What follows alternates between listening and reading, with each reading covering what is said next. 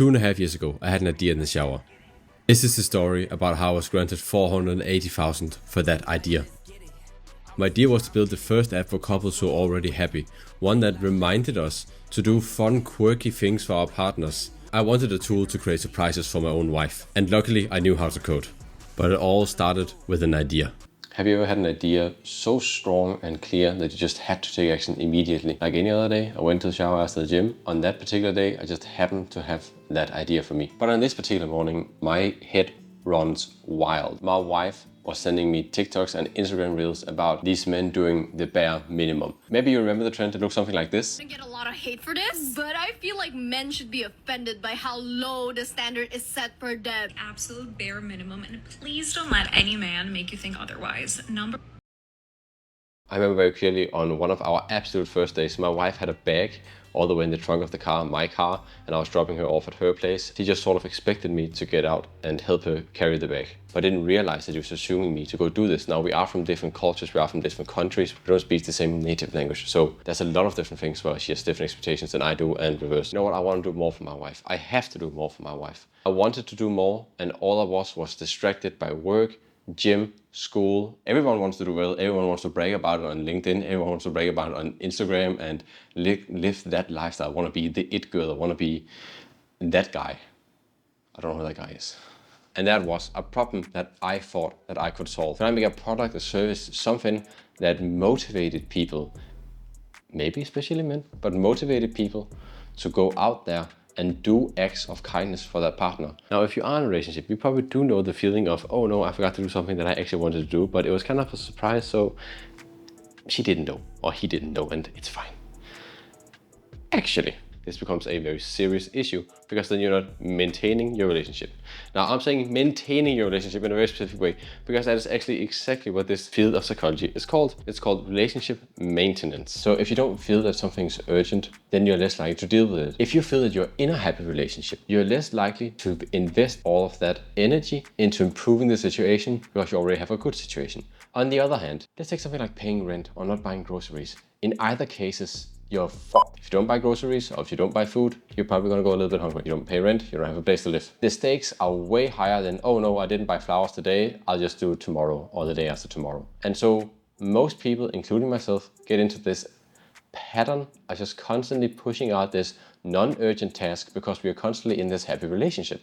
Okay, so I have this idea to build this app. What's my next step? Quite simple. I run out to the shower, butt naked, directly into my keyboard.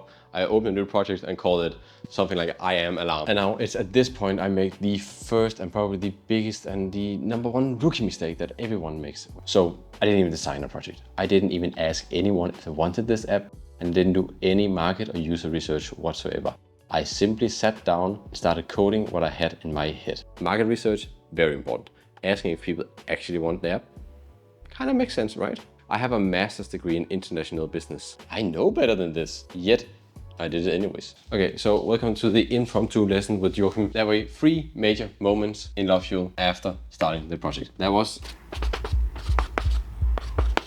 microgrant. Now, microgrant is a grant for young entrepreneurs in Denmark who applies with an idea and then they give you a certain amount of money to help you realize your idea. Microgrant on the website says that you will apply online and you'll receive an answer online.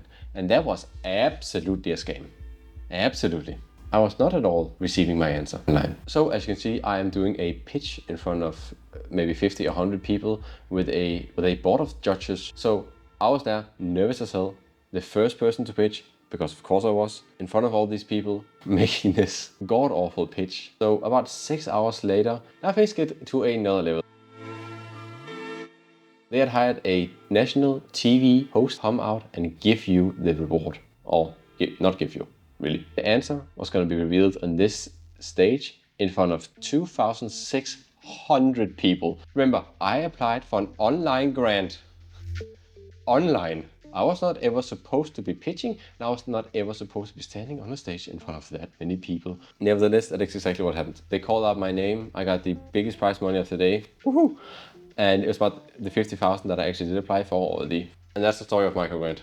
50,000 Danish kroner I could spend on development. What did I spend it on? I applied for a copyright name for the name Love Fuel because ain't nobody stealing that baby from me. And secondly, hired a team of UI and UX specialist to come help me with the design of Lovefield, because I'm more of an engineer than I am of the designer. Luckily today I've learned a lot of design, but 2 years ago I could not design for the life of me. Believe me, this is the first version of the app, and this is the version afterwards. Yep. I am as embarrassed by the first version as you were cringing watching that. I'm sorry. Now, the internship.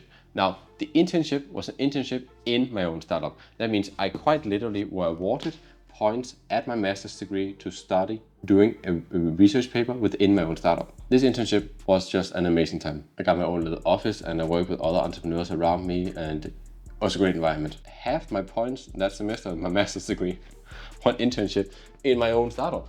In the internship, this happened. Yep, this is a Facebook group for the test group of Love. There were like 32 different test users who came in and joined for a test. Afterwards, they all agreed to do long interviews with me. So essentially, I got to test the first version of Lovefuel with real people in real relationships, and I got a lot of feedback. I took all of that feedback, analyzed it from the perspective of relationship maintenance, and voila! I wrote a research paper about relationship maintenance within couples apps. I lied to you when I told you there's only going to be 3 different points here. That's actually 4. The master's paper, or the master's thesis actually. So the master's thesis and paper was just a brilliant time for me. Essentially, I did a study on the personal psychological state of men on the receiving end of something as crazy as romance. See, most men, including myself, are not used to being marketed romantic items. So what I did address in my thesis was this whole, how do men like it? How do men actually be in the receiving end of this? How do a company such as Lovefuel market that? The conclusion was a whole guideline within the company of how to behave, of how to act, what words to say, what words not to say. And ever since then, I've been giving this guideline to new interns coming in, other people I've been working with, designers and everything. If they had something to do with Lovefuel, I basically made them read this. This was an amazing time. Again, I got to work with my dear baby Lovefuel. So that was my master's degree, the third hidden point on the to-do list. And now, the big one, the one that you've been waiting for. The $65,000 grant. Better known as InnoFounder. InnoFounder. InnoFounder is a very crazy thing. It's a grant for students who just finished a bachelor's or master's degree in Denmark. They can apply with their startup, their idea, tell about why it's worth receiving this grant, and about 100 to 150 startups a year in Denmark gets it. Here's how the money works. So the grant of InnoFounder consists of this. You get 450,000 Danish kroner, which is probably around this in dollars out here. $65,000 or something like that, I think. Of these 430, you get 27,000 times 12 plus 100,000. Why am I saying like this? That's a very weird way to count to 430,000. I know. Very specifically, these 27,000 are monthly salaries to the founder. The InnoFounder package is basically to make a founder go full-time for 12 months, then awarding the company with another 100,000 Danish kroner to invest into the company and the projects to make sure that it goes to market, that it gets developed, that it gets innovated. About from August 2023 till July, end of July 2024, I did these 12 months and they've been absolutely amazing. We have had interns come in and help us. We've had our own private offices in Frederiksberg, which is crazy expensive. And we had it for free, not because of InnoFounder, an incubator. If you're in Copenhagen and you are a student at CBS and you have a startup idea, go to CSE, Copenhagen School of Entrepreneurship. Yeah, so this is the grant. I already explained the 330,000, which is the 27.5 times 12. But what do we use the 100,000 on within the period? The 100,000 Danish kroner was used on 2 primary things. So you have a very actually limited range of what you can actually use this on. And by that I mean the first thing that it absolutely must be used to develop the product or and the project to get to market. That means innovation, equipment, etc. If you need equipment to do testing, that's a perfect example. For us, we needed a lot of resources to train all the different AI models. And so there was it's called AI equipment. And then there was one last very important box, research. More specifically, flirtation research. So what the hell does that mean? Why would a company that is researching in AI also be doing research in flirtation. And so essentially we had these acts of love. These acts of love are the idea that we give users inside the app that they can go do with their significant other. In many cases, it's essentially different ways you can go out and flirt with your wife. Or well, at least for me, it's not how to flirt with my wife, but it's new inspirations. When you've been together a long enough time, that inspiration is not necessarily needed, but it's fun. And that's exactly what it's supposed to be. This act of love is complex. So because an act of love is so vague, we basically had to have outside help in defining and helping shaping them so that it actually made sense for real people. We tried a bunch of different things, like using large language models, so OpenAI, or other ones we trained ourselves. Let me just say, ChatGPT did not do well. Also, the ones that we did custom train ourselves also couldn't do it. Yes, so this is essentially the overview of what we used the money on. Now, let me just fill in the precise numbers. Now, hopefully this gives a bit of an idea of how we spent the money. 50% of it was on equipment and on server time and on this like cost related to the AI training. The other 25% was this research that we had made. Actually, probably was a little bit more than 25%, so that's why I just wrote the rest as the others. All the other small stuff we needed to tie everything together and actually launch an app. We've used this money, the 12 months has passed. What now? Like, what is the next step in LoveFuel? And the answer is, unfortunately, this was kind of it. Today is the 14th of November. I ended InnoFounder back in the end of July, meaning that I've had quite a few months in between then and now to continue to develop on LoveFuel. I haven't. In the meantime, LoveFuel has been growing. We now have around 1,000 users. I'm incredibly proud of this.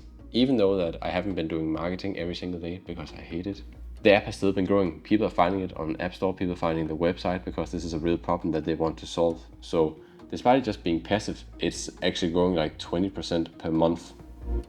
That is very good numbers. 20% per month for a startup is absolutely something you love. But I want more. I remember making the plan for InnoFounder saying, how many users would you have reached by the end of the period? And I was like, 10K easy, 10,000 users. We can't not hit 10,000 users. 10,000 users, worst case scenario. So we confidently, and by we I mean me and all my stupid selves, agreed that 10,000 was exactly what we're going to tell InnoFounder. We can do this. Might even have been more than that actually. But as you can see, 3 months later, we just reached 1,000 users. So yeah, that didn't go so well. So is this the end? No. So right now I'm building my wife's dream app. It's an app called Longcards. You can see more about that in one of the other videos. But the moment that Longcards gets published in the next week or two, I am directly back to this. Because no, this will not be the damn end of LoveFuel. Sorry to any and all of my competitors. This time around, I'm going to do things much better.